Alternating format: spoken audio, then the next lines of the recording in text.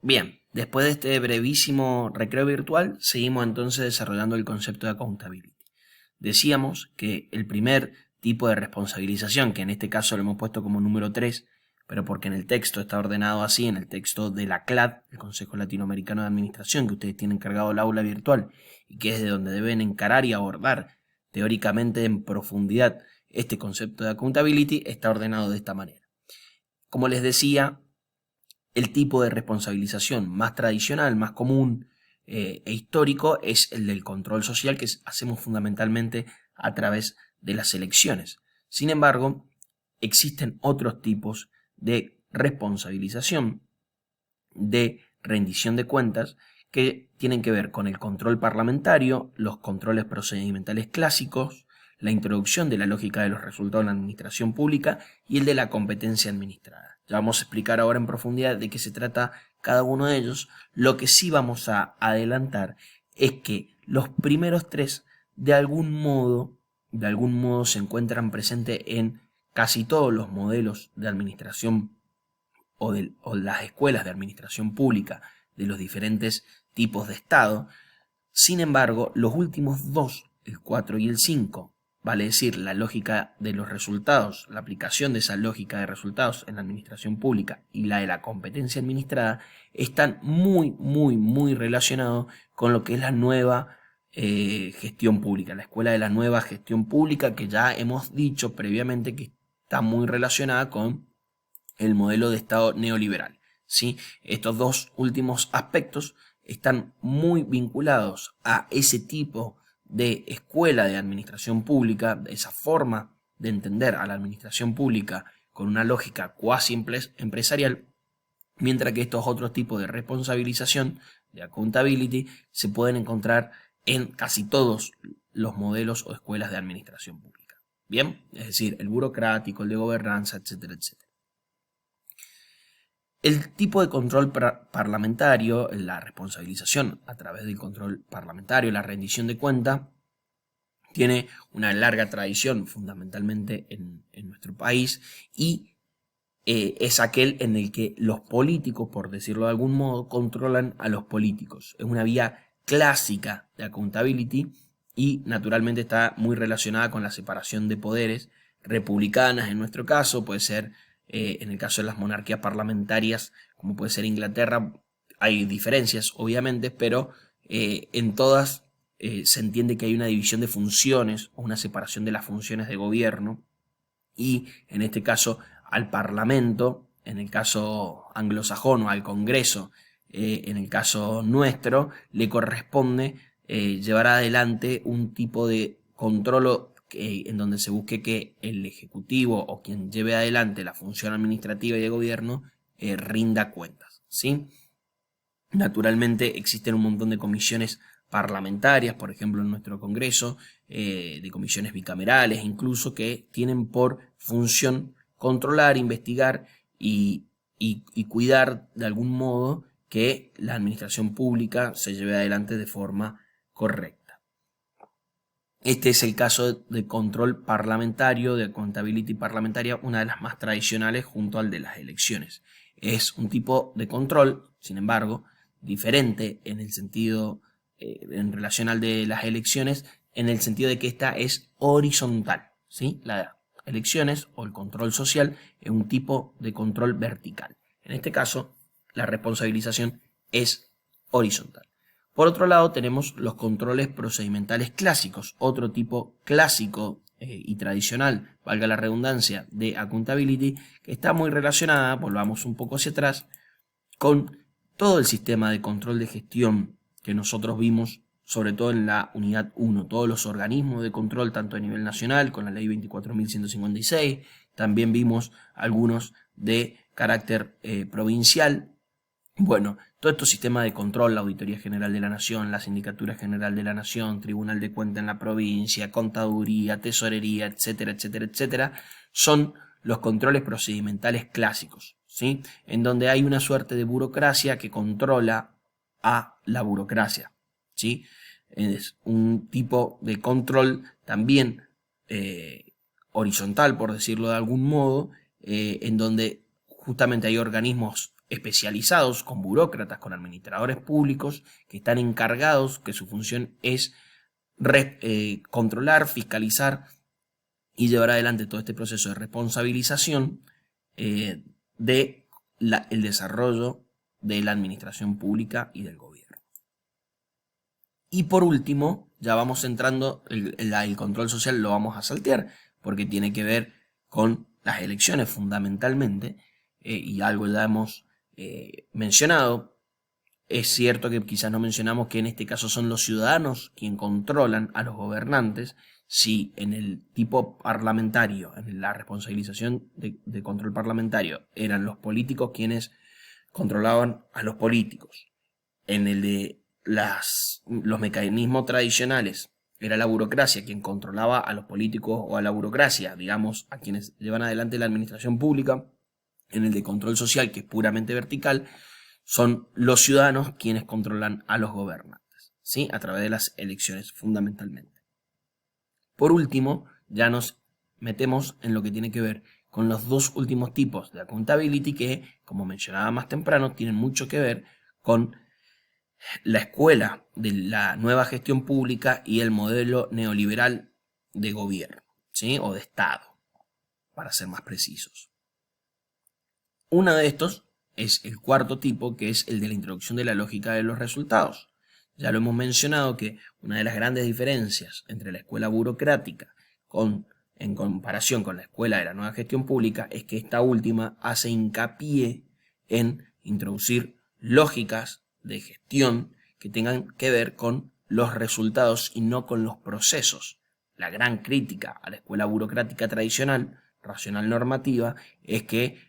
hace mucho foco en lo que son los procesos, y esto muchas veces ralentiza, entorpece y hace lenta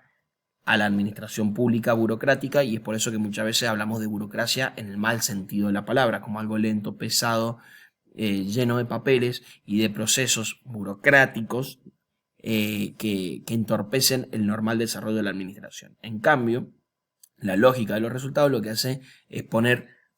hacer foco fundamentalmente en el resultado final de las diferentes políticas públicas o de la administración pública en general, y dejar de lado todo lo que tiene que ver con los procesos internos. Tiene mucho que ver con lógicas empresariales que se aplicaron hacia esa época, cuando todas estas escuelas de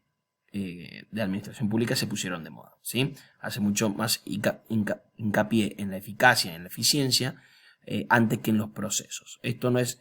repito, ni mejor ni peor, sino que tiene que ver con diferentes momentos del desarrollo de la administración pública. Esto lo deben tener claro ustedes por otras materias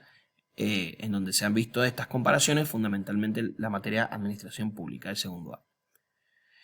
Finalmente, tenemos como último tipo de responsabilización la de la competencia administrada, que en esta me interesa demorarme un poquito más, porque con las palabras con las que está desarrollada por ahí uno no termina de entender de qué se trata. Competencia administrada, ¿de qué estamos hablando? Básicamente lo que dice la escuela de la nueva gestión pública y este concepto de accountability es que va a haber una mayor responsabilización y una mayor rendición de cuentas si los servicios públicos no son prestados únicamente por el Estado, es decir, si no hay un monopolio en la prestación de los servicios públicos, que según esta escuela termina siendo ineficaz y poco transparente, sino que por el contrario hay competencia privada en esa prestación de los servicios públicos, ¿sí? Son empresas particulares las que llevan adelante la prestación de dichos servicios. Sin embargo, esa prestación, según esta teoría, no debe ser totalmente libre o desregulada, sino que debe estar administrada en algún punto por el Estado. Esto, que parece un poco complejo de entender, en verdad es lo que en términos criollos nosotros conocimos durante los años 90 como todo el proceso de privatizaciones, en donde se decía que el Estado era muy lento, ineficaz y poco útil para llevar adelante la prestación de los servicios públicos, y que lo mejor era privatizar y ceder esos servicios a empresas privadas, y que existiesen nuevos entes reguladores que se encargaran de fiscalizar y monitorear que esa prestación de servicios públicos por empresas privadas se desarrollara de forma correcta. Esto es la teoría. Después en la práctica sabemos que esto no ha funcionado del todo bien, pero la teoría que fundamentaba o en parte fundamentaba y justificaba las privatizaciones, por lo menos desde la administración pública o de las escuelas, las corrientes teóricas que versaban en esa época sobre la administración pública, encontraban sus fundamentos en esta teoría de la accountability y de la nueva gestión pública, ¿sí? Lo que se buscaba entonces era generar un ambiente de competencia privada para la prestación de servicios públicos, pero de algún modo monitoreada o administrada por el Estado a través de los entes reguladores que nosotros conocemos un montón, tanto a nivel nacional como a nivel provincial. Lo que decía esta teoría es que esto iba a traer una mayor rendición de cuentas, porque entre las empresas iban a competir, iban a ser más transparentes e iban a bajar los precios de los servicios públicos, las tarifas de los servicios públicos, y además la ciudadanía de algún modo se iba a ver beneficiada por una mayor eficiencia y eficacia en la prestación de dichos servicios. Esto iba a traer una mejor rendición de cuentas y responsabilización, que es lo que estamos viendo nosotros en esta materia, ¿sí? En síntesis, para resumir, le hemos puesto este cuadrito que también lo tienen presente en el material bibliográfico, en donde vemos claramente cómo el primer tipo de control, el control parlamentario, es aquel que es llevado adelante por los políticos o la política, fundamentalmente en el ámbito del Congreso de la Nación, en este caso, o de los diferentes ámbitos legislativos de cada una de las provincias, o los consejos deliberantes en los municipios. El control clásico de procedimientos es llevado adelante por los burócratas. Ya hemos visto todo el sistema de control de la administración pública y del sector público a nivel nacional en la ley 24.156, y también vimos órganos de control a nivel provincial. Luego tenemos el sistema de control social tradicional de las elecciones, que es llevado adelante por la sociedad, y finalmente el control de resultados y de competencia administrada que acabo de mencionar. El de introducir la lógica de resultados debe ser llevado fundamentalmente a través de la burocracia, ¿sí? De los burócratas del Estado, de la administración pública. Sin embargo, es por eso que tiene un tic más grande. Sin embargo, según la teoría de la accountability, también los políticos y la sociedad en su conjunto, fundamentalmente la sociedad, al exigir cada vez mejores resultados, estaría estableciendo algún tipo de responsabilización o de rendición de cuentas, pidiendo eso